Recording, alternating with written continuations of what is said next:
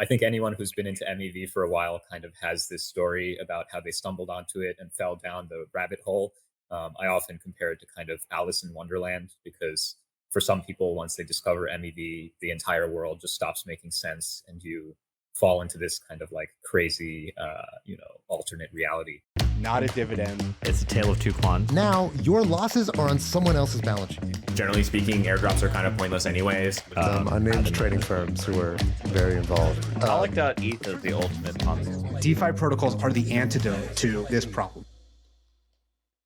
Hello, everybody, and welcome to the Chopping Block. Every couple of weeks, the four of us get together and give the industry insider's perspective on the crypto topics of the day. So, intros. First up, we got Tom, the DeFi maven and master of memes. Next, we've got Tarun, the Giga Brain and Grand Poobah at Gauntlet. Joining us today as special guest, we've got Phil Daian, the founder and frontiersman at Flashbots. And then you've got myself, Haseeb. I'm the head hype man of Dragonfly.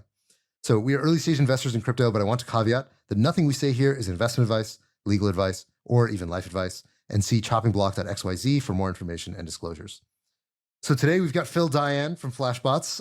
He is one of the premier thinkers in MEV. But before we start the conversation, so today we wanted to do a deep dive into MEV, into Flashbots, into all the things that are going on that are changing the landscape of how we think about blockchains and block space and mempools and transactions and all that stuff. Before we get into that, though, I want to caveat a couple things. The first thing is that both Dragonfly and Robot Ventures are investors into Flashbots. So we have so be mindful of that as we have this conversation. Also, it's been reported publicly that Flashbots is in the process of fundraising right now. We're not going to be commenting on that. This conversation is going to be purely about understanding Flashbots, the history of MEV, and what role MEV plays into crypto and blockchains generally.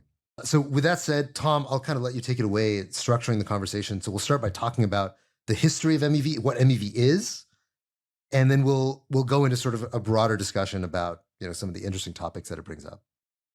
Yeah, I'm really excited to have Phil here, who I sort of think of as like kind of the granddaddy of MEV and sort of the formalization of MEV on Ethereum.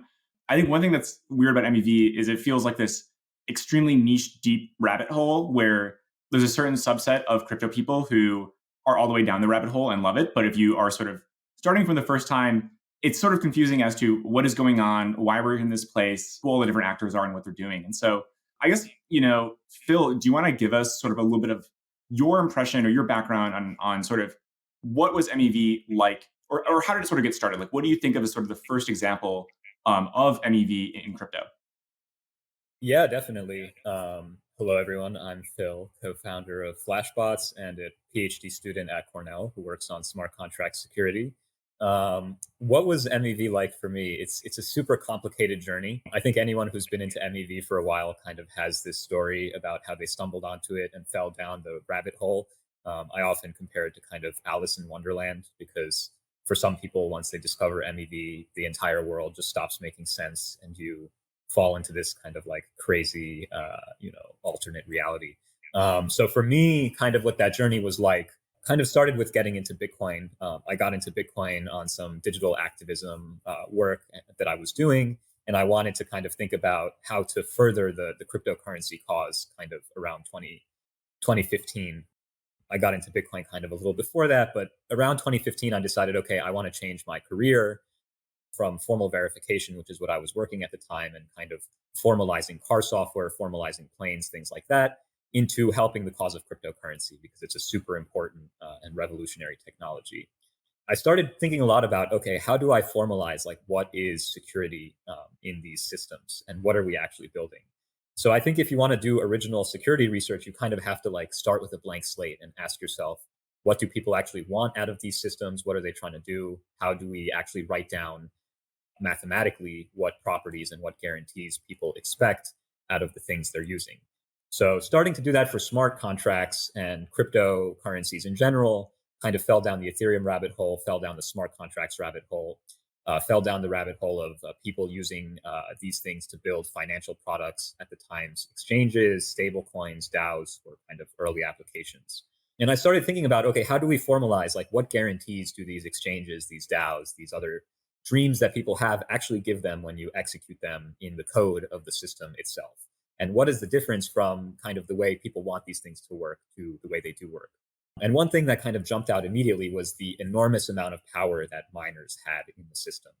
And that kind of led me down this rabbit hole of, okay, well, how do we formalize security here? All security is economic. This is the field we call crypto economics. We like to think about rational actors and incentives and writing down this model of how people should behave. But because the miners have all this power, the incentives for how they behave is actually changed by the applications people are using, by the transactions people do, by what people basically build on top. And it's something that I kind of noticed that not a lot of people were thinking about or talking about. A lot of these application developers kind of saw ETH as this like magic black box where like it works like it works. It's like this magic computer that just like executes things in order if you like pay for it. And we can just build amazing things on top. And I think that's a super exciting kind of hype way to think about it. But when the rubber meets the road, you get into the kind of like thorny issues of economics and power and everything like that. So trying to formalize that is kind of the birth of MEV. There were also many other kind of fun adventures along the way. Like we ran one of the first MEV bots trying to prove, okay, is this real? This was before even PGAs, which is an acronym I haven't explained, but I'm sure we'll talk about later. We also started, kind of created this token specially for use by MEV bots in the early days called Gas Token, and kind of went from there, just studying it, measuring it, formalizing it, building on top, and seeing what questions were open. So that was a very long rant, but that was kind of like the abridged TLDR of falling down the MEV rabbit hole for me. I will say one more thing, which is kind of fun, which is that like for a long time, I wasn't convinced it was real. It was like, okay, miners can do this, they can exploit it, but is it real? And people would always ask me at conferences, like, is this real? Can I write a bot, etc.? And it was kind of this academic moment of like, you know, imposter syndrome, like dysphoria, whatever you want to call it. I like almost felt like a false prophet saying like, yes, this stuff is real, but like it was also kind of obvious at the same time. So all that to say that like, it's definitely been a journey and pretty insane to even be on a podcast talking about it, to be honest. Yeah, I can definitely see that. I think I guess one thing I sort of think about when it comes to this space that's happened in maybe the past 2 years or so has been like the formal like definition of MEV and frankly the creation of the term MEV. I think to your point earlier, you sort of there's sort of an assumption with blockchains, which is mostly true for Bitcoin, right? Which is like you price your transaction and then miners rationally should mine transactions based on how much people are willing to pay, and that's sort of the end of the story, and that's how people I think everything works. And I think we saw in the early days that wasn't necessarily always true, right? Like there was sort of very famously Status ICO, which was this one of the most hyped ICOs, I think of 2016, 2017, and very famously F2 Pool, which is one of the largest Ethereum mining pools at the time, front ran a lot of people trying to participate in this ICO and actually doing it themselves, I believe. And of course, there's people discovering that there's AMM front running, so people front running trades or sandwiching trades on Bancor. I guess Phil, how do you sort of formally think about like an MEV? Like how would you formally define MEV? And then you sort of touched on PGAs a little bit earlier. Like walk us through what is a PGA? How do those function? Yeah, so I would love to also hear from Tarun here because I know Tarun has opinions here, but there are many formal definitions of MEV. Maybe I'll give like a simple English one that I like first and then explain why I like it. And then we can kind of start building from there. Very simply, MEV is called miner extractable value. Or maximal extractable value now that there are no miners. It's basically the maximum amount of money that the validator, miner, or any kind of privileged actor or set of privileged actors in a system is able to extract if they kind of act maximally in their own self-interest to maximize their own profit. One way to formally define this in ETH is you look at a validator, you look at a block, and you say like, of all the things the validator can do in the world, how much can the validator increase their ETH balance during this block? That's kind of the definition that's in the Clockwork Finance paper. It's maybe my current working definition, although there are many, many others. Why do I like this? Because I think it kind of indirectly captures any behavior that someone would be willing to kind of pay an ETH bribe to this actor to, assuming this actor can like only receive information through the channel of that bribe. That's kind of the technical reason. But basically, it looks at all the things a validator or a miner can do, including reordering, censoring, and inserting their own transactions. and asks how much can they profit from what they're able to do. Basically, the original MEV definition was kind of a nerd's night because I wanted more people to kind of think about application security this way, to question the impact on L1 and the boundary of abstraction between like L1 and the dApps. And also, math people just love formulas. And there are so many like brilliant math people working on things like convex optimization and AI and numerical analysis and formal verification. These are all kind of ways to approach math problems that once you have a formula for what you're trying to look for, it becomes much easier to build work on that. And so part of like coming up with a formula was trying to get all these people interested without them needing to go learn everything about how a blockchain works. So I remember in the very early days, like, chatting with a lot of mining pools about the concepts of MEV and front running, obviously before they were very popularized. And what was very noticeable is that almost all of the mining pools, they all really, really burned into their brains what happened during the F2 pool status ICO front run, right? It's sort of going back to MEV prehistory. Like, why weren't mining pools front running just as a matter of practice back in 2017, 2018?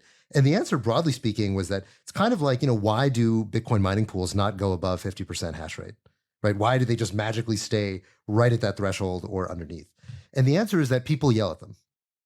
Is that like, if you go high enough, people just start yelling at you like everywhere. Everyone everybody who cares about Bitcoin, prices start to move around and you're like, oh my God, something bad is happening.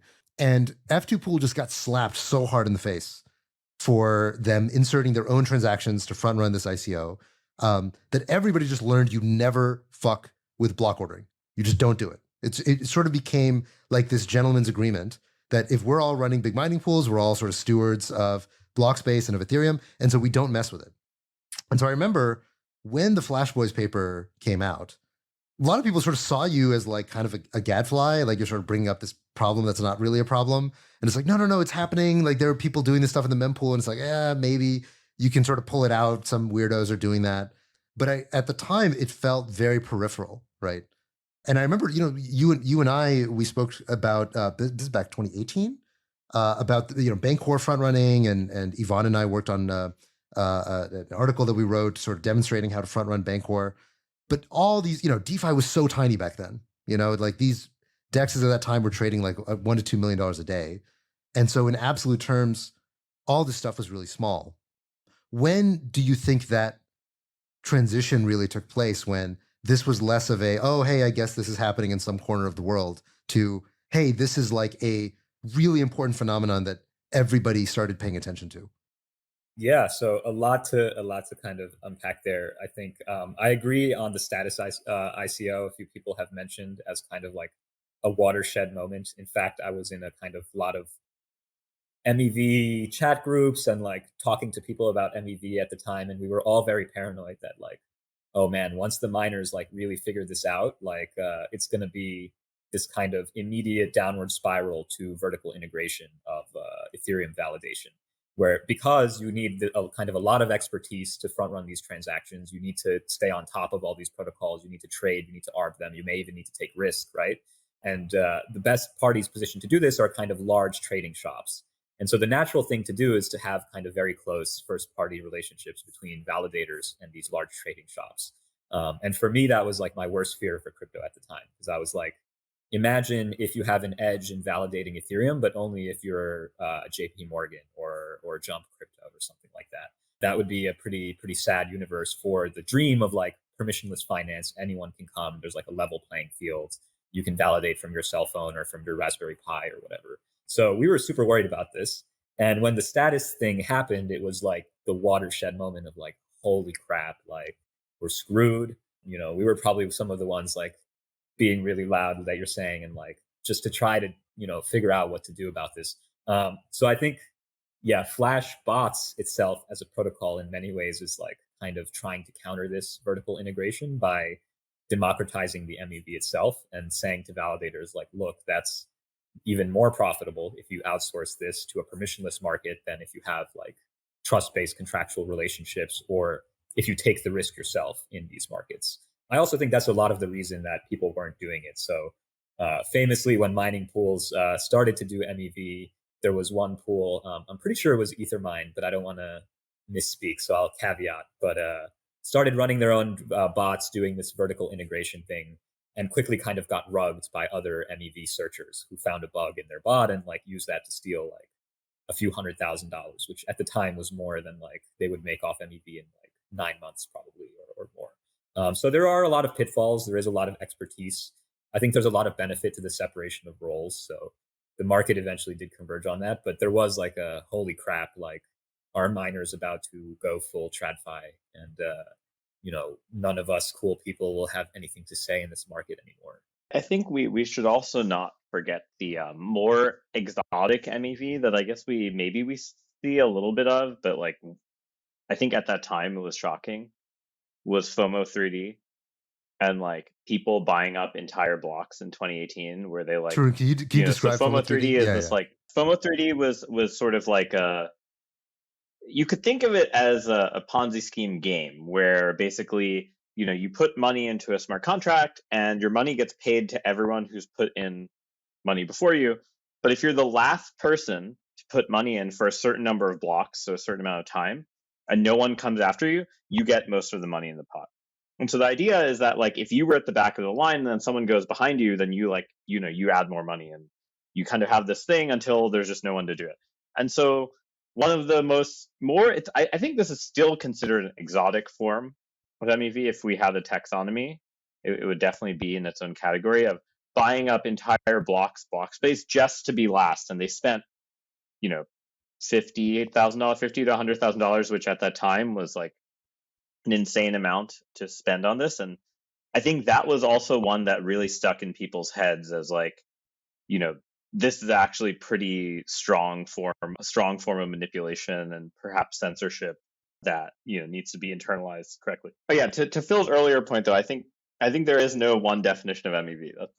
That's my definition of MEV. That there's actually it's kind of like ZK, where people say ZK and they can mean any of the following things: fully homomorphic encryption, multi-party communication, actual zero knowledge proofs that are zero knowledge, constructing snarks, constructing starks. Like the interesting thing I've learned in crypto, and this never happens in other forms of VC or finance or tech, is that there ends up being this thing where investors need a meme that has a very short acronym that covers many things so that they can like pour money into it without thinking incessantly, because like everyone's telling them that's a thing. And MEV happens to be now one of those things. ZK is one of those things. Well, there was AI long before that. Big data didn't have an acronym, but that was definitely a thing. Yeah. AI. Yeah. Exactly. Like MEV became a meme to encapsulate so many different things now that it like sort of lost its fundamental thisness in some way. I don't think that's only investors. I think that's all humans. People just love their like, for sure. Sound bites, basically. In crypto, people make the sound bites so that people invest more into those categories, and then they try to do some affiliation marketing. Like my thing is ZK too, or my thing counts as MEV, so that like you can like expand the pie of investable things. Anyway, sorry, that was a tiny tangent pet peeve, but maybe rewinding a little bit, because I feel like we again kind of skipped ahead. Like walk us through a little bit of the journey from publishing Flashboys 2.0 to then the creation of Flashbots, and then getting all of these miners on board with MEV Geth and so the V1 of Flashbots, and like you walk us through that journey. And then I guess also for folks who are maybe new, like what is Flashbots, or what was sort of the V1 of Flashbots? Yeah, tell us the Genesis story too, because it's a good one. Yeah, I will. I'll tell you a bunch of stories here. So I'm gonna be ranting for a little bit, but I think it'll be fun. So the first thing we did was kind of this blog post called "The Cost of Decentralization in 0x and Ether Delta," which is when I believe it was 0x was doing their ICO. I kind of, I guess, fudded. I don't know. Found things in the protocol that I didn't like, specifically the MEV and like kind of front running vulnerabilities. And I kind of wanted to make a blog post about this. It was this work that I was doing with a bunch of people at Cornell, where we would just like look at a new protocol every week and kind of just mark it up and like shoot the shit on like what's wrong with it, and try to kind of be a source of truth that was like less financially incentivized in the kind of crazy world of crypto that was 2016, 2017 time period. So we took a look at 0x, and the miner front running thing kind of really stuck out and was also kind of unifying with some previous work that I'd done on bug bounties. So it turns out to run a secure bug bounty on ETH, you need to solve front running. We had a project for that called libsubmarine. It was part of this paper called the Hydra back in 2015, 2016. And then this kind of came up again in 0x. We were like, wow, here's miner front running again, solved with kind of the same general techniques with the same general trade-offs. Let's see if this is real. So then we ran a bot. This was before PGAs. PGAs, for people who don't know, are priority gas auctions. So we ran a bot. We were like, can we exploit this vulnerability by just paying more than people who are doing trades on 0x and EtherDelta and going in front of them and then selling right after them, basically doing a sandwiching attacks. So we started doing this and we were like, wow, we're making around $1 million a year on this. Let's publish a blog post because we're academics. We're not in the business of making money. Publish a blog post. A few hours later, hundreds of emails coming in. Can you share your bot? I'll buy your bot. Like, please send me your code. How did you do this? $1 million a year. That sounds amazing. And then within 3 days, there were like 4 other bots doing EtherDelta. So then what ended up happening is when you have these 4 bots that are competing and the miners not playing this game, who's going to win? Well, at the time, the miners were kind of ordering by transaction price per unit of computation, which is called gas price, to try to get kind of more valuable transactions into the top of the block space. That's just how the optimization problem works. So these bots started forming these auctions where they'd quickly pay more and more gas than each other in this kind of real-time game. So like I bid $1, you come in, you bid 2 because you saw that I bid 1, then I bid 3. This is the game we kind of broke down and studied, and what later became Flashboys 2.0, the paper, when we kind of deployed nodes all over the world to measure what these bots were doing, collected a ton of data on this market, formalized this into a game theoretic abstraction, and studied basically what is the equilibrium in the game theory here.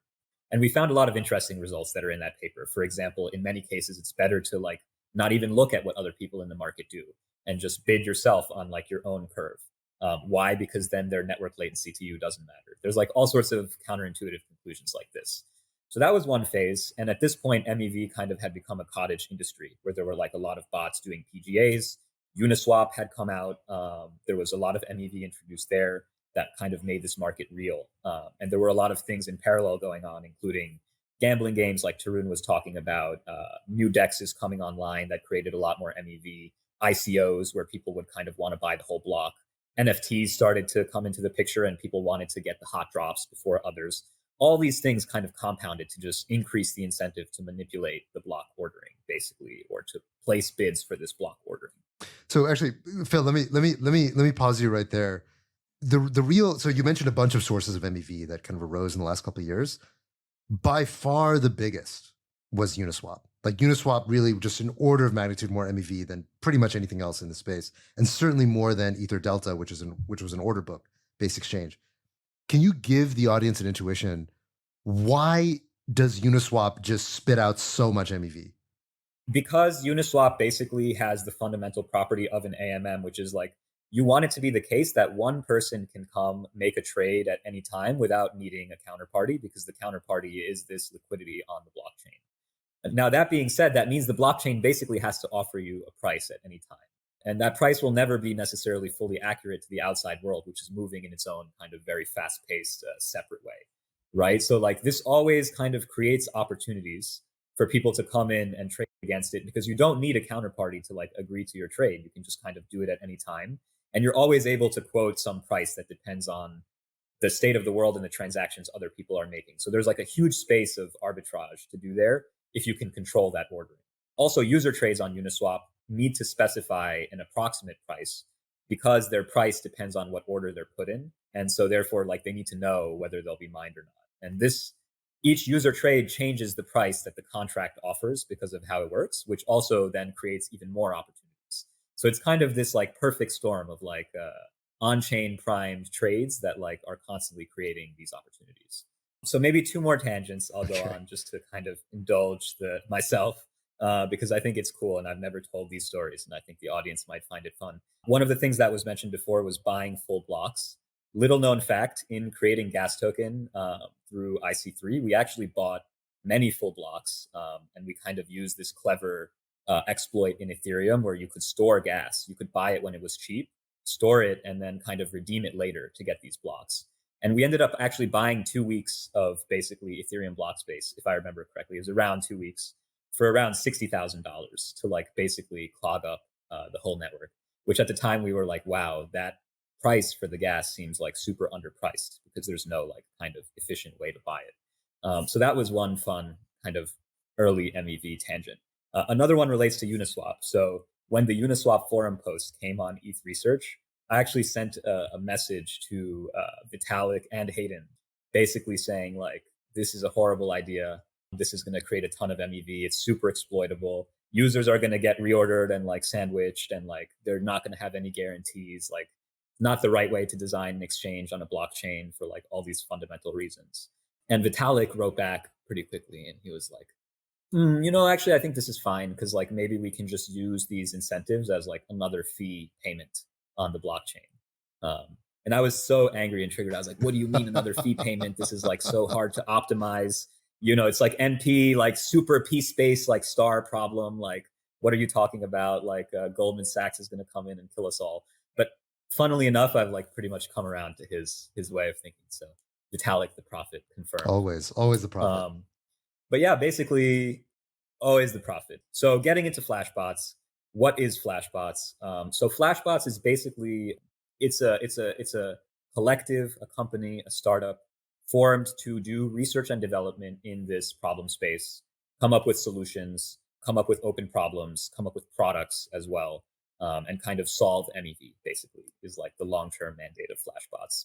And the first product, Flashbots, kind of hold on, Phil. How did Flashbots come together? How did all this start? How did all it start? Well, it started in a Telegram group.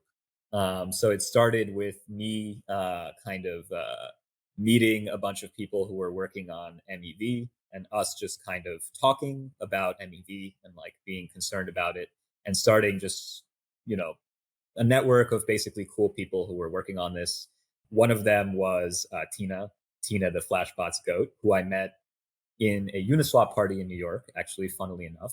But she was running this like traveling hacker house that did basically MEV extraction using various strategies, and was also trying to like run miners, and kind of ran based on this collective model where you would bring tribute.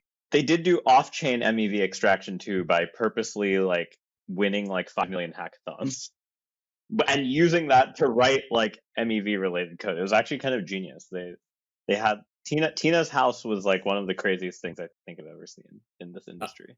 I agree. So I think there should be a separate episode just on Tina's house, and I would love to come reminisce about, because it was called the pirate ship, and that's like Tarun said, kind of what it was. It was like place to place extracting tribute. It does feel like one of these things though that like needs to be like a legal music venue where like everyone has a great memory, but like you never really write about it. We might have to continue that the tradition. few grainy photos we have. Exactly. Yeah, it's all that's left. Yeah. So yeah, basically, I knew all these people were kind of working on MEV stuff. When F2 Pool stuff kind of front ran the status ICO, we all kind of were getting concerned. I started thinking about, okay, what can we do about this?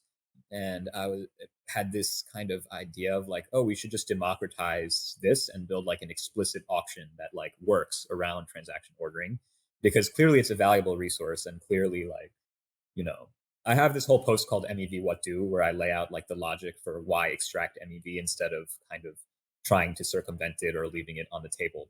But kind of built up that philosophy, and that led to this product called MEV. Well, Phil, can you explain the intuition of why, if you run an auction, why that's better than like what you described of what's happening in the mempool with these priority gas auctions? That is also an auction, right? Why is it better to have a quote unquote explicit auction than the auction that was taking place in the mempool already? Yeah, so because the demand and like the economic energy is there for the MEV to be extracted, like there will be an auction, you're right, like someone will win the auction and they will extract the MEV. This might take the form of spam. It might take the form of priority gas auctions, which we've already talked about, where people quickly kind of increase their gas payments.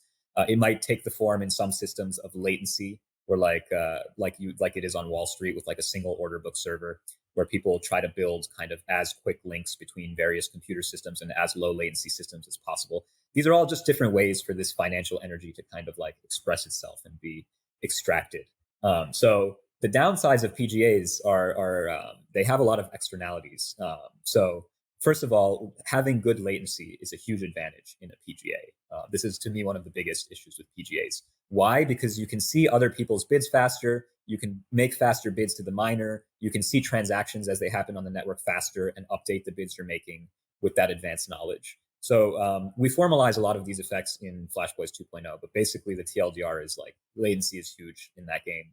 And one of the good things about the explicit auction is it reduces the benefit of having all this kind of low latency infrastructure in a way that lets more people participate. And then you have like a more competitive, more democratic, less predatory market.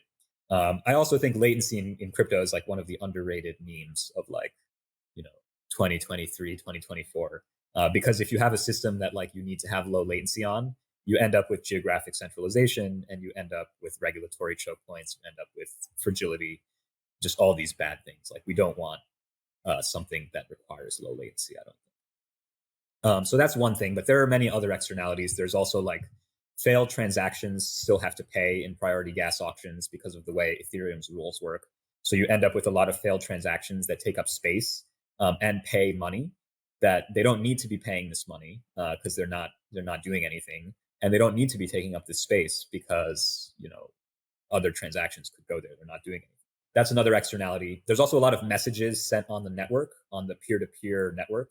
So all these people running nodes on their own homes or running nodes for their business or whatever, when there's a priority gas auction, you're relaying like hundreds of bids that are going on in real time just for this auction, for maybe one legitimate transaction that the transaction is trying to arbitrage. So that's just super inefficient, and it's an externality on the entire peer-to-peer network that just makes the system more centralized and makes it more expensive to run a node. And that's not a comprehensive list. So there's many externalities of having a bad mechanism, of just having this YOLO inefficient way to do things. So if I can summarize the philosophy then behind Flashbots, it's that MEV is not going away. Like we're going to have MEV.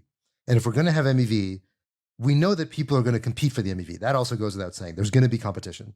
But that competition doesn't have to be wasteful. And if you can minimize the waste, whether it's messages sending over the wire, or whether it's failed transactions on chain, or whatever else it is, or competition over latency, where people are buying hardware that's closer and closer to wherever the center of the network is.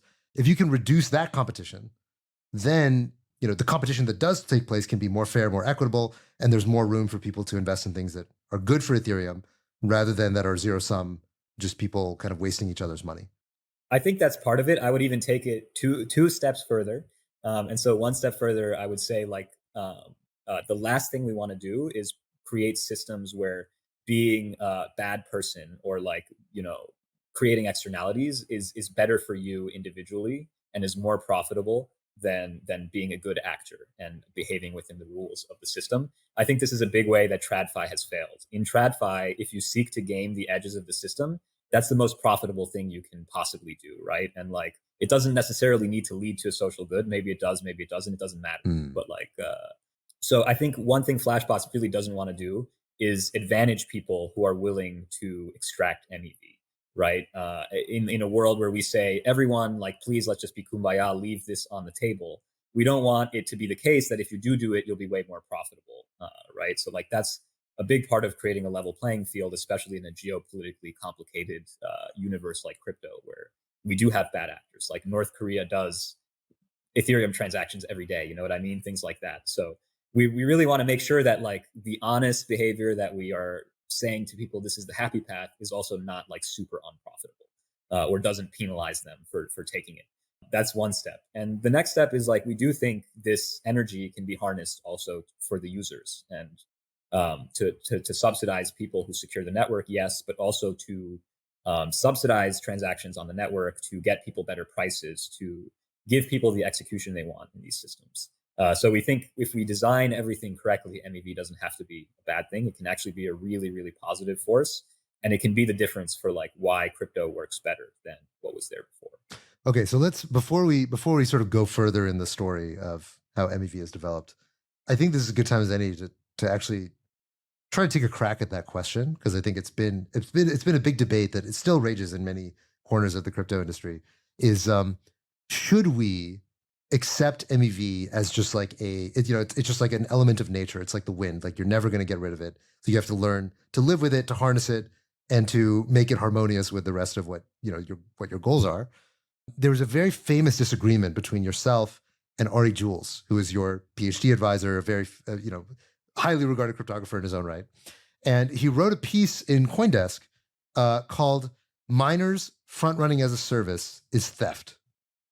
And he has a great line at the beginning of this piece where he says, as an analogy to MEV, he says, "I'd like to announce a great new idea I've devised to reform the police. Today, cities direct their police forces to prevent and prosecute theft. But crime is a tough problem and policing is costly. What cities should do instead is auction off the right to mug people and burglarize their homes. And using this money that they get from the auction, they can use that to pay people's salaries, offset tax revenue, and fund new policing initiatives."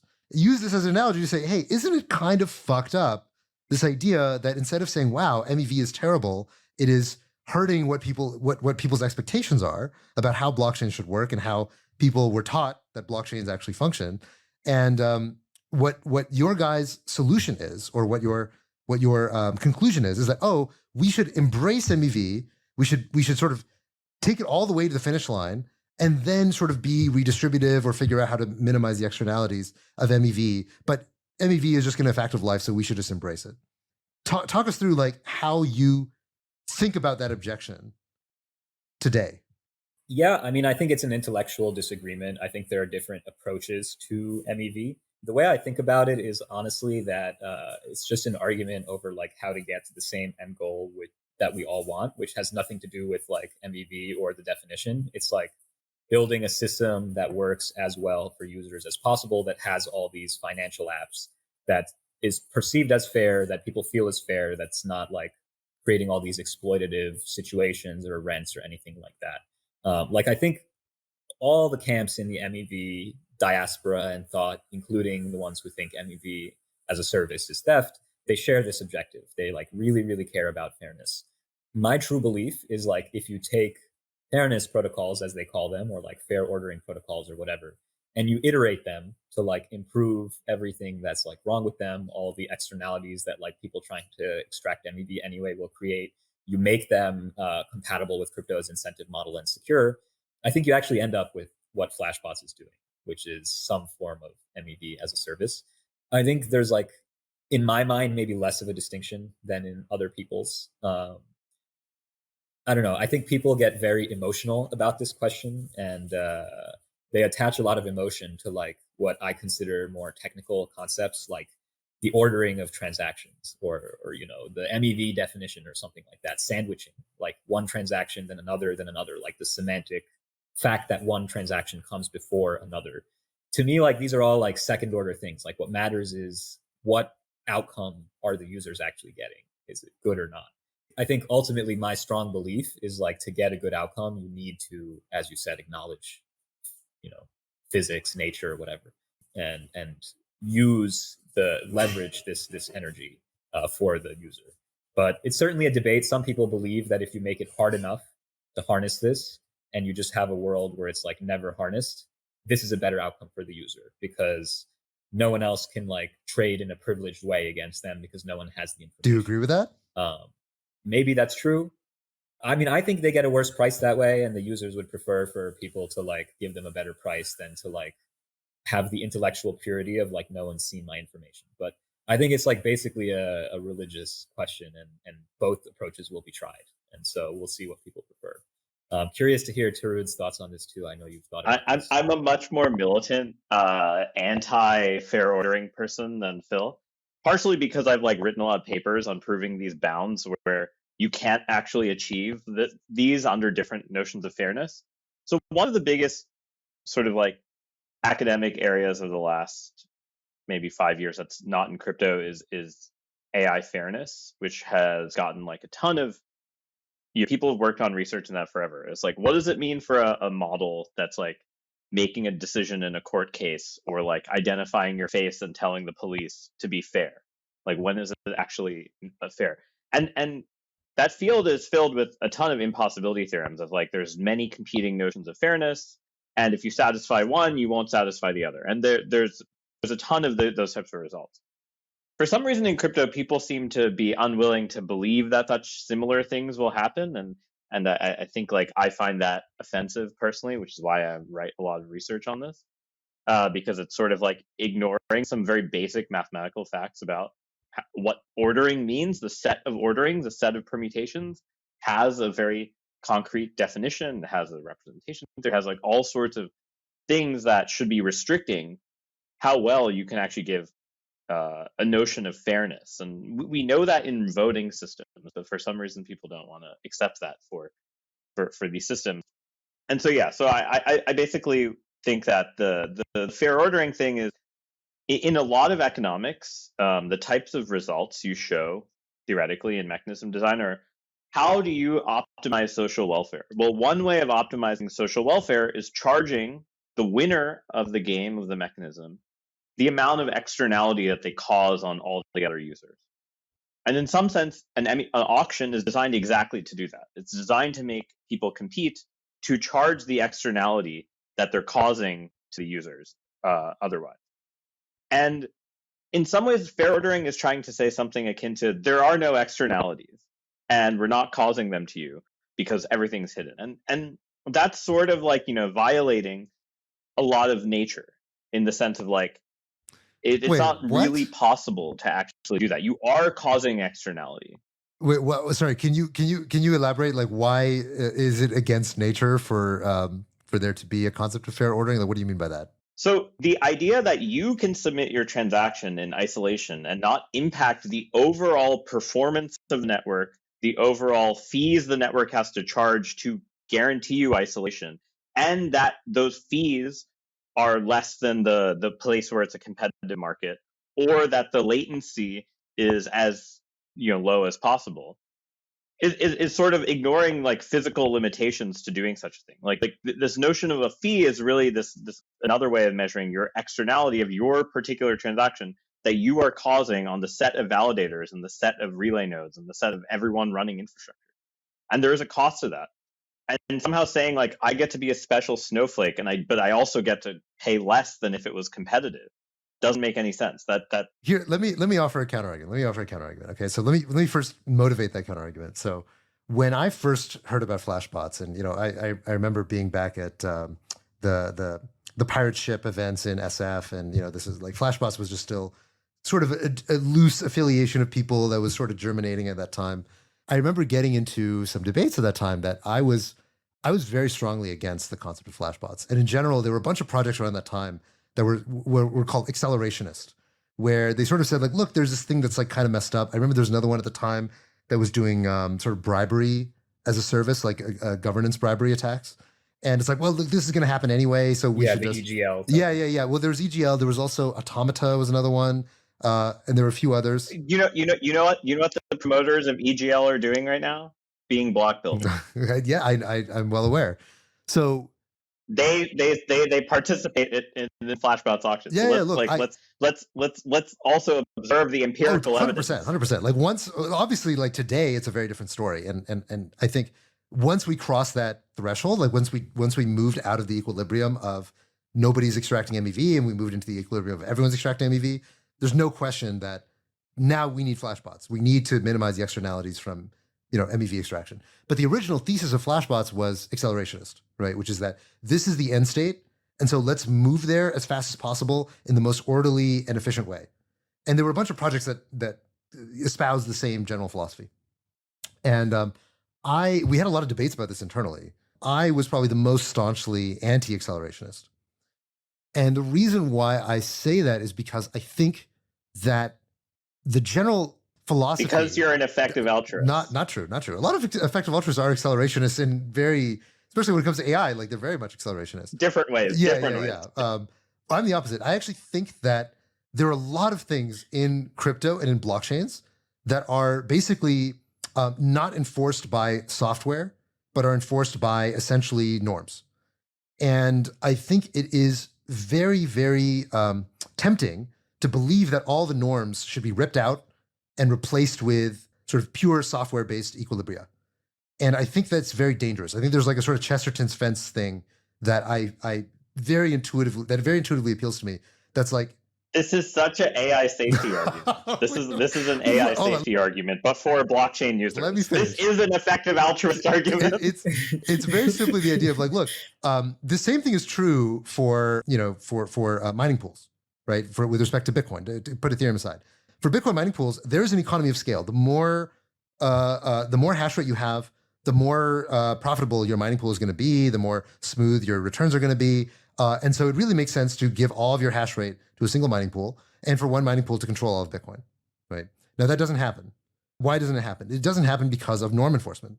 We've decided that, hey, the system itself has this weakness, which is that, I mean, there's a ton of weaknesses in Bitcoin. Like people have talked about them forever, like feather forking and all this other stuff. Like there's a fundamental instability to the protocol, but we sort of use culture and our social norms to kind of paper over the weaknesses in the protocol itself.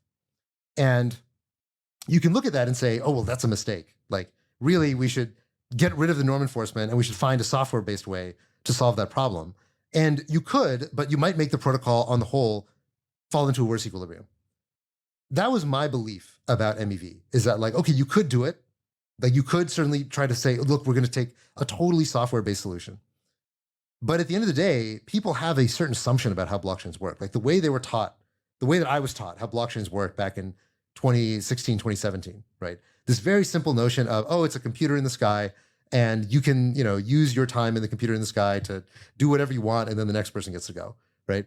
That is the way that people think about how blockchains work.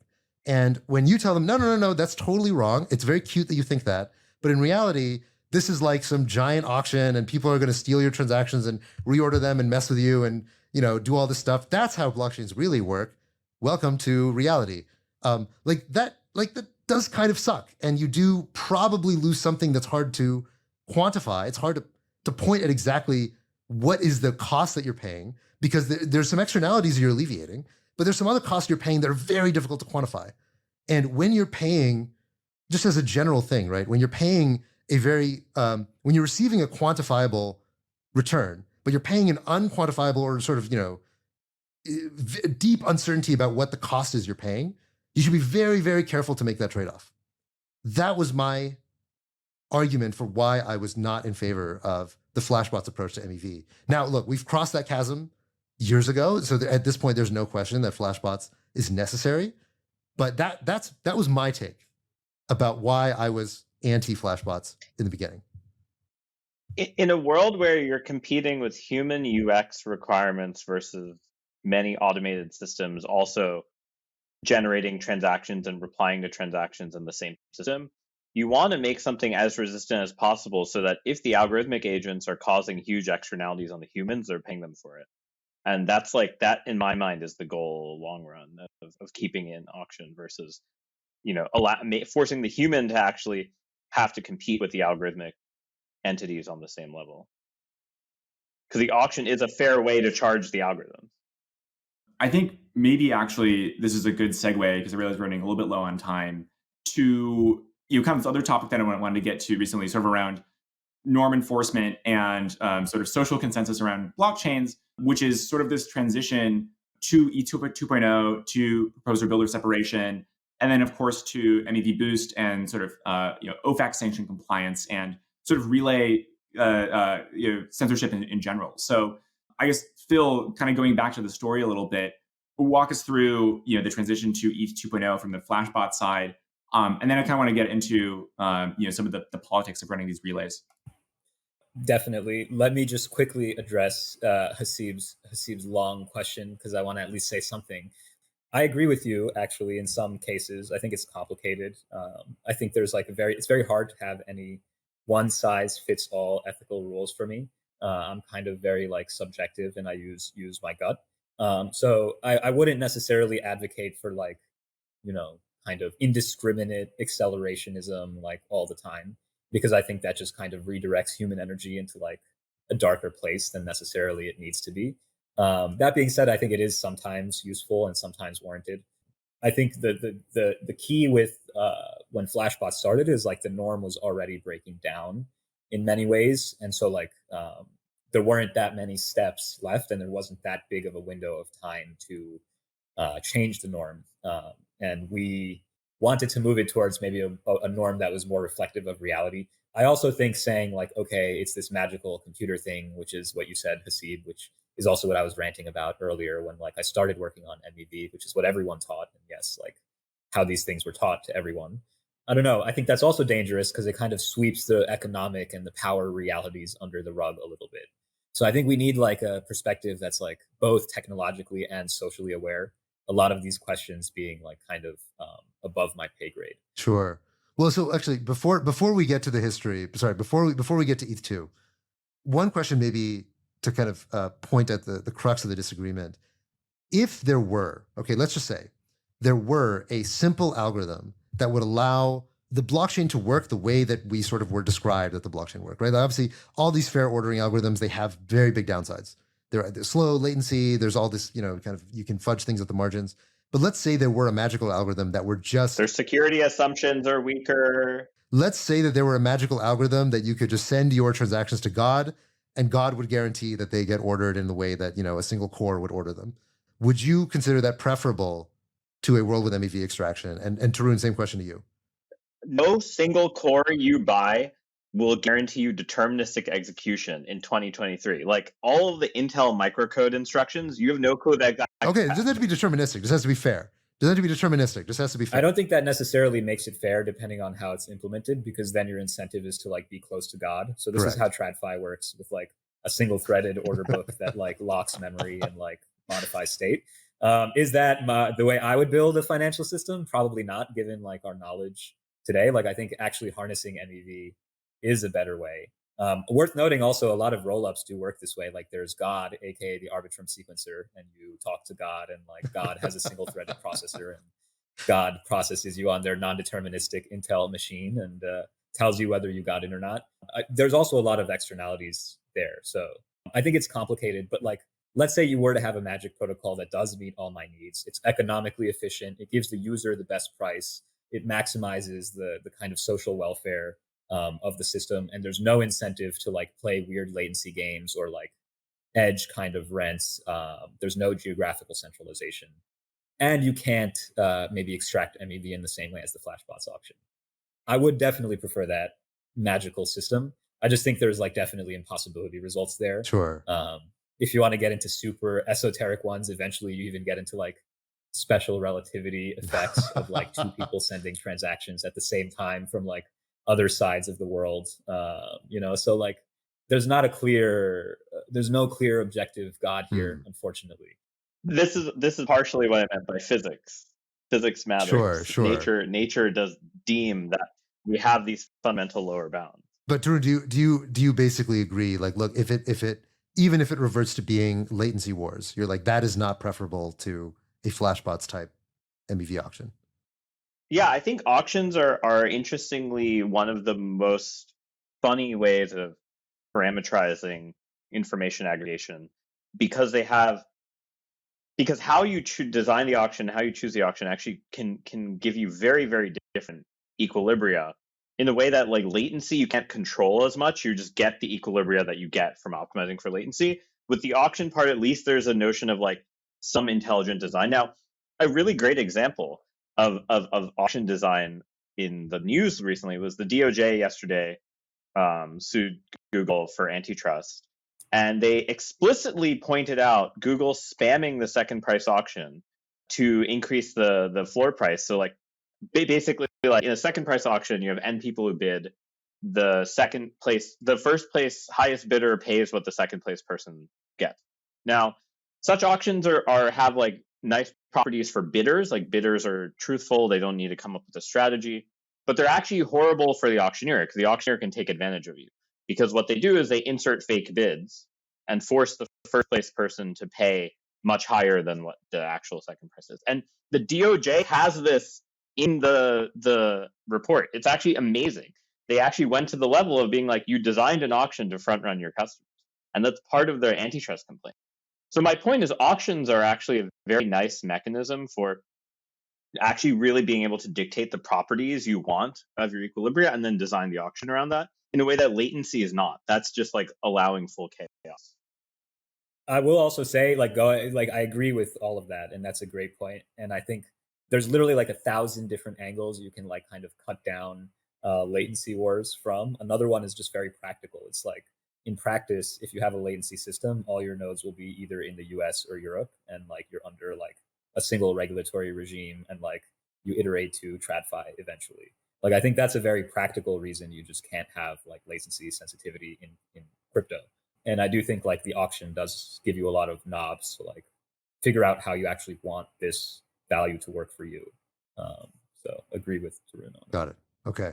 So let's get back from that detour and walk us through. Okay, so in Ethereum 1.0, Flashbots sort of was up and running. It was this kind of sidecar auction where you were auctioning off block space and all these people are competing.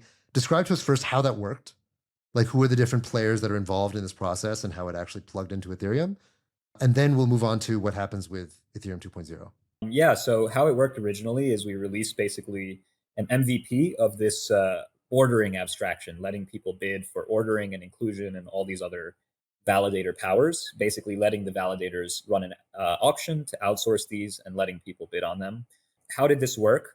So there were a few components. Number one, we added this thing to the client that miners were using to make blocks on the blockchain called profit switching, which was basically this endpoint coming in where you could provide alternative blocks to the ones they were going to kind of build anyway with their own sets of rules and offer, profit to the validator for this in a way that was like trustless. They could verify on the client that they basically get this profit. And the logic was like, if you let people do this, they'll kind of switch in between what is the most profitable block to mine. So the other component was basically this middleman kind of service. So the problem is if you open up this endpoint for the miners, right, everyone's going to be sending them stuff. And to actually verify if they're getting paid, they need to run this whole block and check it, which is really an expensive thing to do. So if they're getting like thousands of these per minute or something like that, it'll essentially be a DOS on their system. So what another piece you need is basically a party in the middle, which in this case was the Flashbots, what is now the Flashbots relay, but we didn't call it a relay back then, which is kind of a centralized service that just filters out only the most profitable blocks coming into these miner endpoints, basically. And at the time, we were kind of forwarding these whole blocks to the miners, so the miners could actually verify, okay, I'm getting paid this much money. And at the time, there were mining pools. So each mining pool would kind of sign up to this endpoint, plug it into their client, and be able to start accepting these permissionless bids on our network. But it was somewhat centralized in that you were relying on this Flashbots middleman for spam control and for validating that bids were profitable, basically. What ended up happening in the merge is we saw a change in the actual Ethereum landscape itself. So rather than having a few large pools that every miner kind of connected to one of a small set of pools, the Ethereum Foundation wanted to enable people to run their own separate infrastructure and do solo validation, solo staking, let's say at their house. So there were going to be many, many more people on the network, many validators signing up that were smaller. And these validators had kind of less of a reputation and less of an ability for the centralized Flashbots service to kind of, enforce that they were kind of following norms on this network that we built. And so that led to a system redesign, which basically decentralized the role that Flashbots was playing, where now anyone can be a relay, anyone can play this role of spam control and checking profitable transactions for the validators in proof of stake. But the validators now have to trust any relay they select in this kind of decentralized network of relays because they no longer see that whole block. Why? Because if you send them the whole block, they can use that to misbehave in ways that would be very difficult for anyone to police or catch, because there are many of these one-shot validators that just like have one block and you never see them again. So because of this architecture change, we had to kind of both decentralize and centralize the market at the same time, where validators have a little bit less control now because they don't see the block. But there's many, many different relays and choices of these parties, where before it used to be kind of only Flashbots playing this role. So talk us through then. Okay, so going from the kind of decentralization of relays, one of the big flashpoints within the history of Flashbots has been within the Flashbots relay, the enforcement of OFAC restrictions. So for those of you who are not totally aware, so OFAC is the Office of Foreign Asset Control. Basically, it enforces sanctions. So when we discover that the Lazarus Group from North Korea has doxed itself basically for some address on the blockchain, that generally gets sanctioned. And if you are a kind of legally compliant entity with some jurisdiction over, if the U.S. has some jurisdiction over you, then you're legally required to enforce those sanctions, meaning that you don't touch that address or that particular contract. How there was a big hullabaloo about Flashbots Relay enforcing OFAC restrictions. Talk us through that and how you saw that from your perspective. Yeah, so basically the as you said, the OFAC list is this kind of list that's published by the Office of Foreign Asset Control, I believe it is, that kind of deems people that the US considers really like high level enough that like they cannot do business. No one can do business with this person, or they face kind of the highest level of national security kind of sanctions possible. So that's what it is. Flashbots currently does on its relay, its builder, any centralized infrastructure it runs. We do filter out transactions that are kind of on the list that's published by this entity. I think this kind of caused people to be afraid that maybe all of Ethereum or all of cryptocurrency would end up censored, especially because around the merge, Flashbots kind of very quickly started growing in dominance immediately after the merge happened.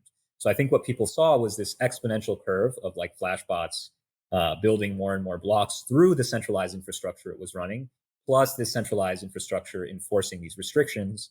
And we're kind of very afraid that this censorship-resistant property people care a lot about in these systems, the global property of the system that kind of goes beyond Flashbots, beyond any one actor, would kind of be violated. I think my view on it is that it's very difficult to ever expect, especially in a proof of stake system where a lot of the actors are like large regulated parties, that you will ever be able to like really almost coerce actors into following norms. So we can have a debate about like, what is kind of the legal trade-off calculation around like OFAC versus no OFAC. But I think what's like hard for me to imagine is like, crypto people and crypto developers imposing their preferences on like what other people will do in the financial world outside of themselves. I think what we can and should do is build systems that are like globally robust, no matter how any one person has like their utility functions or their legal analyses, etc. Like if the system depends on Flashbot's legal analysis, it's probably broken. So I think what we try to do is build competitive systems, is optimize for things like geographic decentralization and privacy, which ultimately I think are the source of like the anti-fragility and the diversity in like crypto norms. So that's kind of how we see it. And I think people's concern is very valid. I'm not trying to dismiss that. I think their fear and concern is very valid. I think they also have a question about like ethical alignment, whether Flashbots is like, here to kind of impose like norms and its own preferences on all of crypto. I think we're all like crypto natives who the last thing we want to do is like ruin the censorship resistance of cryptocurrency. I think that being said, we're going to have to prove that to people, and like decentralizing infrastructure so that it's meaningfully outside of ourselves is like really the way to go. It's a tough spot that you guys are in because you're very unique in being a venture-backed startup that is also in the business of being core infrastructure to a public blockchain, the second largest public blockchain in existence. And I sort of, it didn't occur to me before, but I realize now that you guys are actually in many ways very similar to Blockstream in that there are a lot of really thorny, like kind of philosophical and cultural issues that you guys are constantly brushing up against. Talk about a way to insult someone. I think it's actually a surprisingly apt analogy for how much you guys take shit for like, sort of micro missteps in terms of norms, but also like how carefully you have to navigate this tightrope of we've raised a lot of venture money. We have to somehow make money because we have investors and like, that's just economic reality, but you're also trying to both create public goods, but also, sort of do so in a fair, transparent, open, legitimate way that obeys the norms of the blockchain that you guys are working on. That's really tricky, and you guys have taken a lot of shit for it. How do you pull that off? Like, do you think that it is doable for a venture-backed company to play that role? I think blockchain like shows it's really fraught. I don't think it's easy, that's for sure. And I think this is one of the like questions that comes up again and again, like you said, in many kind of different micro ways. And I think it's a very valid question. The way I think I see it, and like the leadership at Flashbots, I won't speak for everyone, but the way I think that we all see it is like there actually isn't a conflict there. I think we are all about like looking for nuance in places where people think there are obvious conflicts. For example, we think minimizing and maximizing MEV is the same thing. Ari Jules would disagree, right? But like there's a nuanced argument there. And I think it's the same is true for a venture-backed startup in this particular piece of critical infrastructure and public goods. And I think that's true for a few reasons. Number one, I think the financial incentives in MEV are like huge. And if you look at any kind of system that gets deployed, it does end up being affected by these financial incentives. So I think in kind of playing in this arena, it's very hard to imagine that like a small nonprofit effort or, you know, something that sustains itself on grants will be able to avoid these incentive complications that we deal with as flashbots, and be able to be effective when it's coming up against like billions or trillions of dollars. So I think to be effective, to build public goods, to build a better system, to build a better network, we need to be sustainable, we need to be scalable, and we need to be on the same playing field as like, you know, people who want to be like mean and don't care about public goods and are just playing zero-sum games. I think there's a huge temptation when there's a zero-sum game to be played, which the MEV formula literally is, to just play the game. I think we believe that like the bigger game is like designing the game. And to design the game, you need to be credible, you need to be reputable, you need to be legitimate, you need to make choices that people respect that aren't just for your own interest or for the zero-sum game. So I think if you take this time horizon, the two can actually be harmonized quite nicely, where you can have a sustainable, scalable thing. And it is, you know, a profitable company because you've grown the rest of the world so much that like it's hard to imagine it not being. Like, I think crypto should eat all of TradFi. I think every Google ad auction should run on a Flashbots auction, et cetera, et cetera, et cetera, right? And like things will just work better.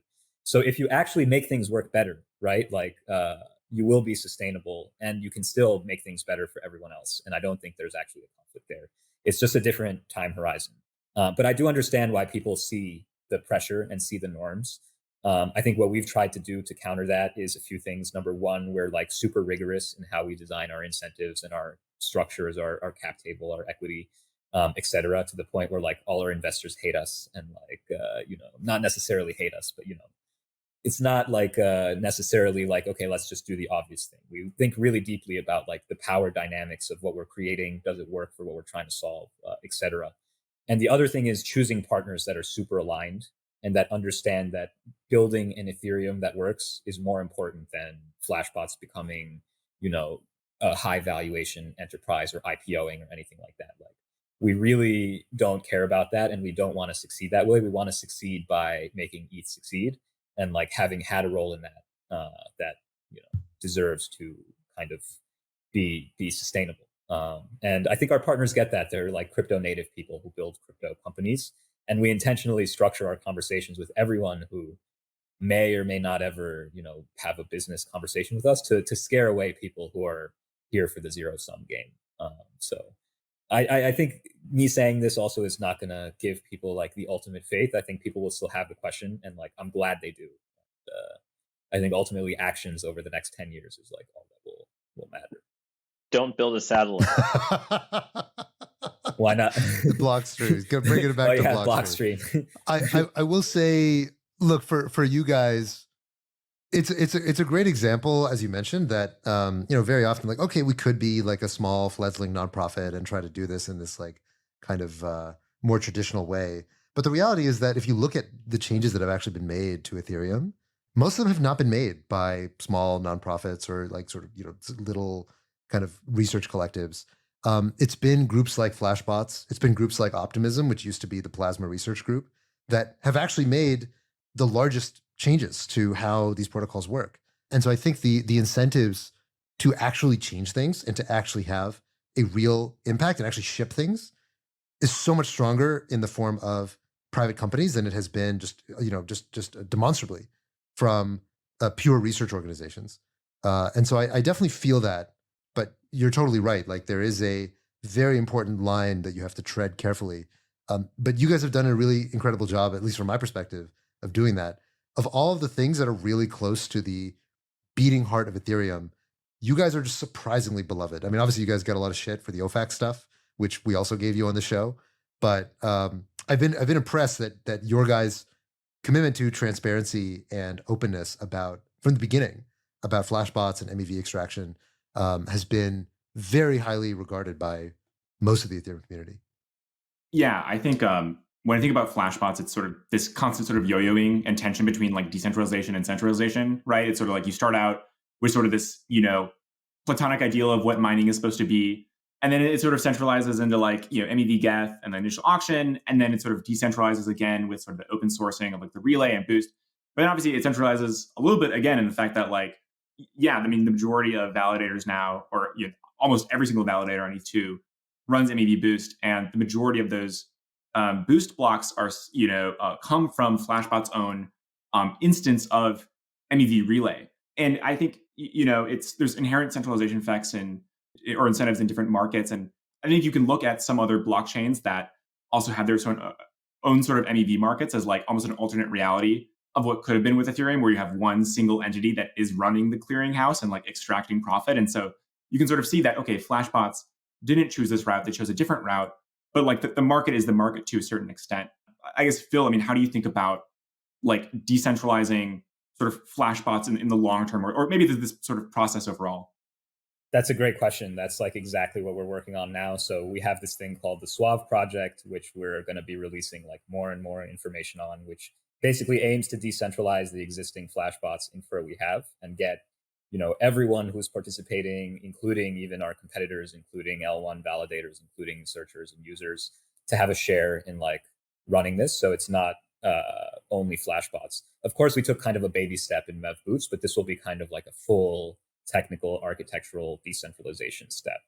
I also think it is interesting. So like I think the nonprofit for profit also plays into like this centralization decentralization thing. So I think one of the things that's interesting is like people give us a lot of shit for being a for profit company. And then they say like, look at the EF, it's like so nonprofit, so aligned. Partially true in charter, but like also like look at the EF in the broader blockchain world and in like the world of actually building the best financial system. It's a nonprofit, but it's incentivized by like this massive token treasury of like, which was launched actually by a different for-profit entity, which represents like essentially shares in a network they're building, right? So like the incentives aren't as simple or clean as like for-profit, non-profit, because thinking like the token price doesn't affect the EF incentives to me would be like a silly argument, right?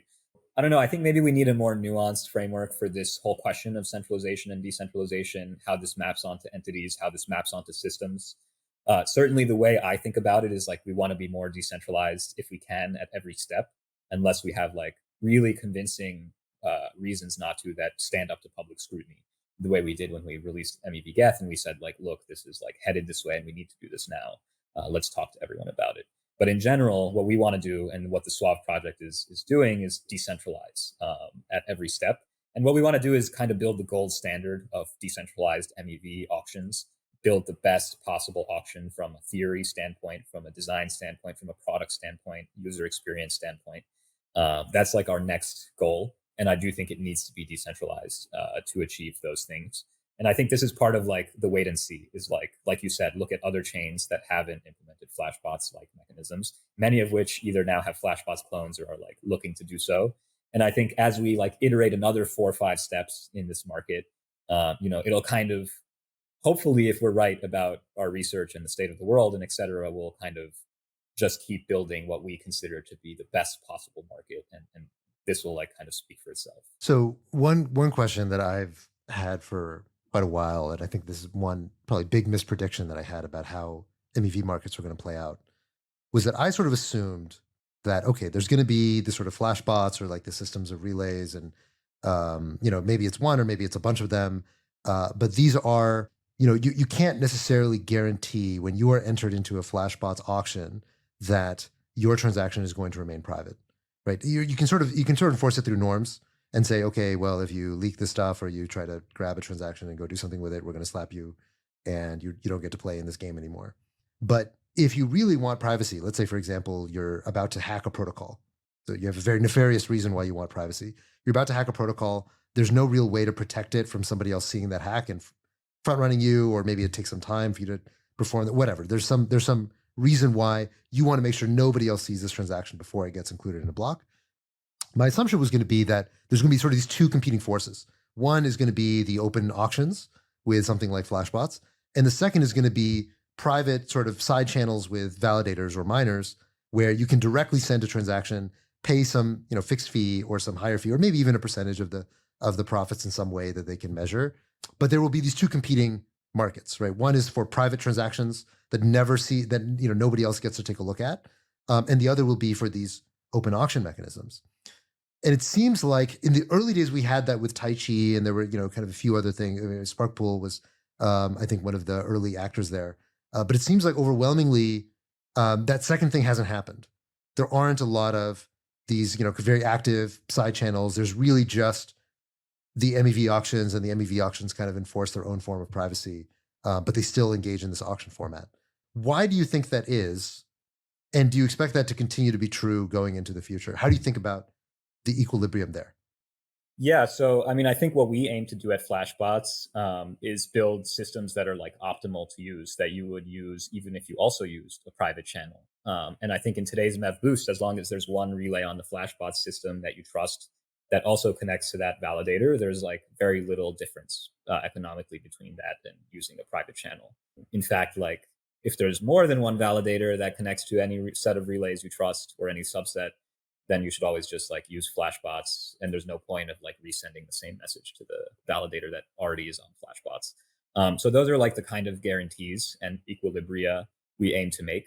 That being said, a lot of this is because Flashbots is not currently redistributing any MEV and or taking profit from the relay or the builders that it's running. So this is exactly the same for the validator.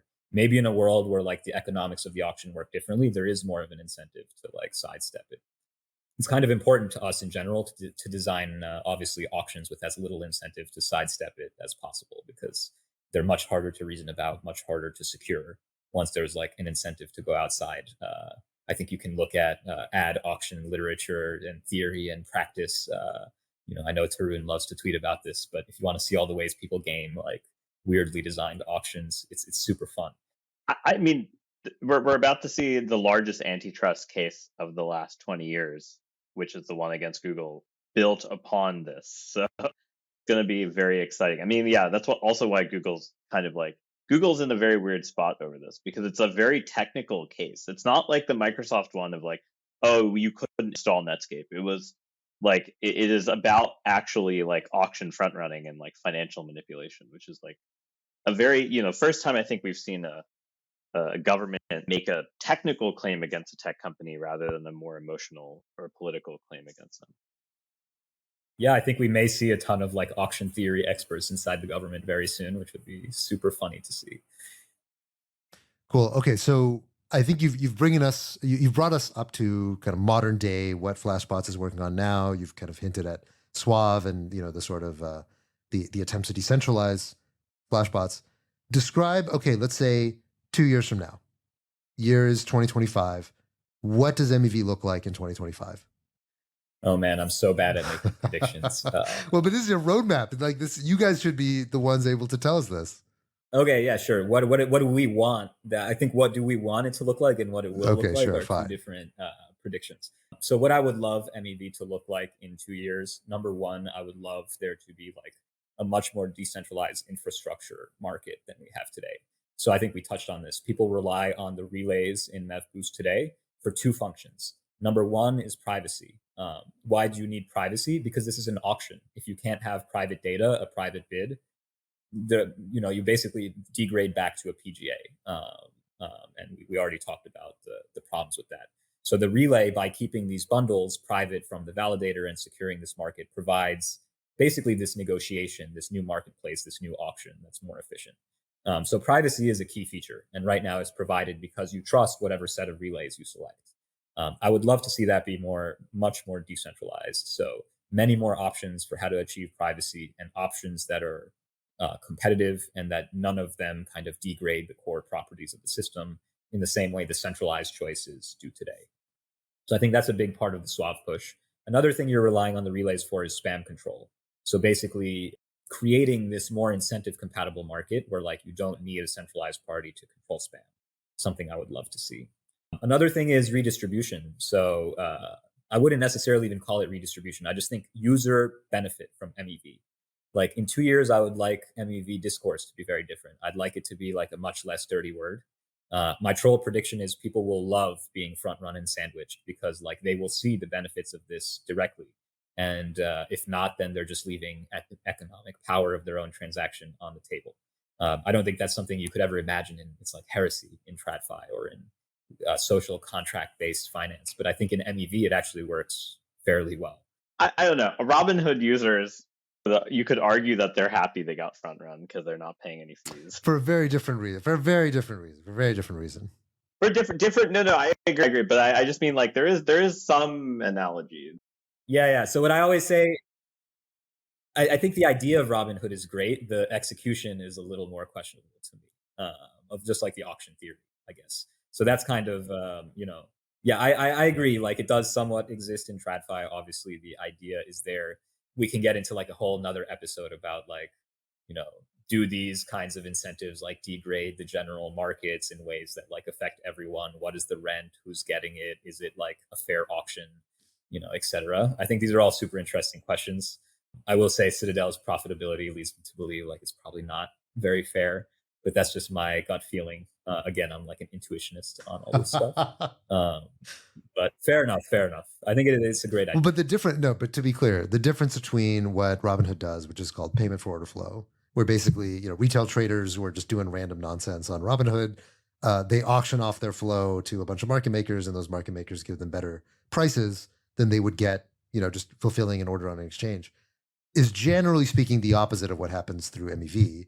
MEV sometimes results in price improvement through like just-in-time liquidity, but most of the time, MEV usually means that you have price degradation, right? You're getting a worse price than what it looks like on screen.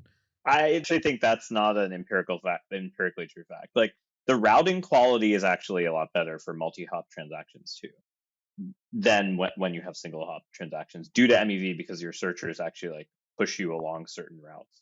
I actually think like your claim is like maybe if I only like look at particular types of DexArb plus sandwiching, it's true. But if I actually look at some of the aggregation and larger scale transactions, like some of the ones from Matcha, it's not. The MEV is actually can be quite positive for the end user, and then in weird ways. That's the beauty. It's quite complex. It's definitely not a like. There's no binary question. Like there's billions of roughly $1 billion, right, in total MEV that you guys are monitoring on your dashboards. I don't think that $1 billion in MEV in aggregate is coming from price improvement for Matcha trades. I think it is. It's coming. A lot of it is from SEX-DEX arbitrage or DEX arbitrage, and that is liquidity provision. And SEX-DEX arbitrage is like is purely price improvement. Oh, true. Okay, fine. So fine. I assuming again, well, maybe again, there's another argument which is similar to the PFOF argument that you're disincentivizing passive LPs more and therefore get worse prices, hard to model, etc. Which I think raises a good research question, which maybe is a good thing to highlight here. Is like we need ways to measure this and actually study this. Because I agree with Tarun. My intuition is today MEV actually has crossed the horizon of like now it's benefiting more people than it's harming. Not to say that some people don't get worse prices because of MEV, but I think that's mostly because they're like actually, just not efficiently expressing their transaction. And like I would hope in 2 years, like the unsophisticated user can have enough sophistication in how they express their MEV transaction that like they have faith that it's price improvement, even if it is a front run. And I think today people have just kind of been, this is like maybe a more controversial take, but people have just kind of been like gaslit by technological determinists into thinking like, if someone went in front of me, I've been cheated and wronged, when really that's like not necessarily the case. Yeah, I agree with that. I think this is kind of my main griping with like Ari's kind of quote or article from way back in the day, which is like, the space is not static, it's dynamic. And protocols and users and the tools that we use are evolving over time to, mitigate MEV or redirect it in a beneficial way. It's not like we have Uniswap v2 forever. DEXs are improving, and the way people use DEXs are improving, and the way their trades and their orders get routed is also improving. And so it's like it's not like we have this one system kind of forever. Yeah, I agree with that. And obviously, there's a lot of MEV that is just totally innocuous to the end user, like with liquidations and with back runs. Front runs as a category, I think, are the ones that are certainly most contentious. And it's the one that people intuitively like, okay, so I don't know any of the data about how much price improvement there is on front runs. And certainly just-in-time liquidity is the sort of the prime example of how front runs can actually be better for users than what most people are imagining. But there's still like the perception, and perception and intuition is actually really important, and is very, very difficult to overcome the sense that MEV just kind of sounds evil, especially when it comes to front running. Like the word front running just obviously has this stank on it that's very difficult to shake off, no matter how academically we sort of coat our observations about it. What are your thoughts there? And do you think is there a rebrand in store where we're going to start calling this different names in order to make it more palatable? Or like how do we make people feel better about this if the economics actually starts to turn in their favor? Yeah, I think that's a great question. I think it covers actually a lot of like what Flashbots tried to do in the beginning, which was like start these conversations. So I think two really amazing things like to reflect on here. One of them is to Tom's point about like the equilibrium not being static. Right now, you look at any single protocol in ETH or all of crypto, and they're basically all doing MEV aware protocol design. They're all thinking about like, okay, what are bots on our protocol going to do? How can we model these things? How can we try to predict how these things will play out? How can we design smart equilibriums? How do we monitor these things in ways that work for our users, etc.? A year and a half ago, 2 years ago, that was not the case at all. It was just like magic computer. We want to build a lending market, hire someone to write the solidity for what we've explained to them that a lending market is, get a rubber stamp on it, put it on the blockchain, 1 billion TVL, launch a token. That was the roadmap. Very simple, right? So that's not the case anymore. And I think that's awesome. Like the amount of protocols that actually are really thinking hard and like having conversations with us. And we encourage more and more of them, of course, to come to our forum, post there, and like the more we can help with this, the better. So I think that is kind of amazing. And I think the second thing is like choosing the word front running and the gut reactions people have to it. I think we also thought there was like a dirtiness there and like, this seems wrong, you know what I mean? And so like I called it front running in Flashboys 2.0 very intentionally because I wanted to trigger lawmakers and I wanted to trigger all these TradFi people to see it through a certain box and then put the onus on us as a community to like really convince them that like, no, this is the way it should be. Because I wasn't sure, you know what I mean? Like, I don't know. And I think the question is still actually open, although now I'm convinced that like we will succeed in the rebrand. So I think actually we shouldn't rebrand it. We should still call it that. And we should like basically force people into a more nuanced conversation about why the power norms in TradFi are different, why that requires a different type of regulation, and why that doesn't exist in crypto. So yeah, I think that's what we need to do is really think hard about power dynamics, economics, social norms, and the fact that like people are having this gut reaction is cool. I think, of course, it is actually somewhat, like you said, Haseeb, it's complicated because you don't want to go too aggro on this, and then like you just get some like super ill-informed legislation that like causes like ridiculous externalities because people's like feelings are hurt or something like this. And that is the risk you run by like taking this strategy. It's one that I at least kind of like chose intentionally, and I still think, there's a lot of conversation to have here. There's been a few people actually in the regulatory side who are like, oh, I'm writing a regulatory paper. Here's my knowledge of like, oh, this is front running, this is horrible. And then we have the more nuanced conversation with them and they actually come around to the viewpoint. So I think it's an opportunity actually. Yeah, there was this law postdoc or professor who wrote like a pretty long form legal that I guess posted this week. And it was actually quite good because I think like a very nuanced take, read a lot of research from different people, kind of like synthesize some sort of like notion of, hey, like there probably is a sense in which like the current legal structure doesn't understand how to handle it's always bad. But yeah, I think the problem is like people like in 2020 and 2021 maybe made it sound like this like evil ogre that like beat your MetaMask on its head.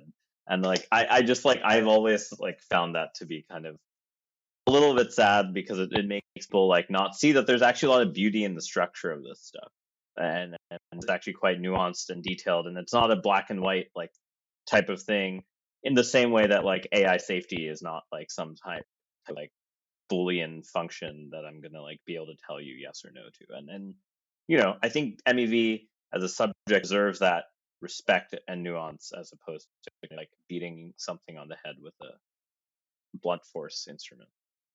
This is also why I call the blunt force thing like a technological determinist kind of thing as a joke, because you're making like a social value judgment on like this technical expression. And what that really means is you want like technology to judge your social outcomes. Like I'm sure the AI safety people would love to have like a function is safe parentheses AI model, or like same with the MEV, like is ethical, like transaction list. But like you're trying to project like these social norms, which are super important. And like we need to have nuanced conversations about like, do our systems achieve them, onto like this very specific like semantic execution and ordering that's like more general purpose than what you're trying to reason about, in a way where you just like lose a lot of like fidelity in your like ability to actually build things. So I think that's like a natural impulse for people. I do understand it. It's also worth noting one of our first challenges at Flashbots on the research side was, can we come up with an actual taxonomy for like the ethics of MEV? And I can't tell you the number of people. All the other research problems we've had like amazing constructive progress down. I can't tell you the number of people that are like, yeah, we want to work on this, give us money, and then like 2 months later, oh wait, this is like really hard, to actually come up with this Boolean function. So yeah. Well, it's a super important conversation. I think we've gone a little bit over time, so we have to wrap it up. But Phil, look, MEV is something that's going to continue to be an important conversation within Ethereum and within all blockchains.